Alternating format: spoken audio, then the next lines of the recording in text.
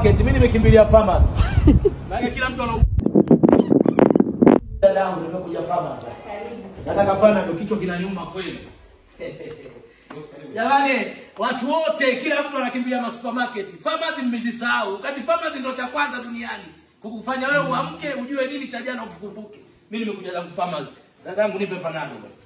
Hii wasomi wajifunze. Maana kila mtu anakimbilia supermarket. Kila mtu supermarket. Nipe panado. Inatosha? Inatoa dadangu, kichwa kinaniuma. Inatoa. Haya jamaa mnaona? Niko zangu Dodoma. Kila mtu yuko farmers. Dar es Salaam kila mtu yuko supermarket na kitoroli. Mimi nimekuja zangu farmers. Maana mmejisahau farmers mmeziacha. Ukatoka kwa ndani utajifungia na mwenzio, akipata vidonda vya tumbo, kichwa kikimuuma. Shauri zenu. Mkumbuke na farmers, sema supermarket wasomi. I need you. Yes. What?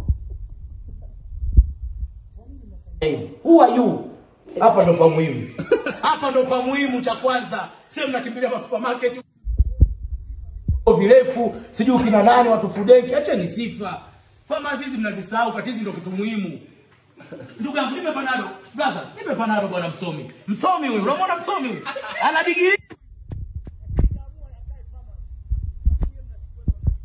Keti jiongezeni. Shauri.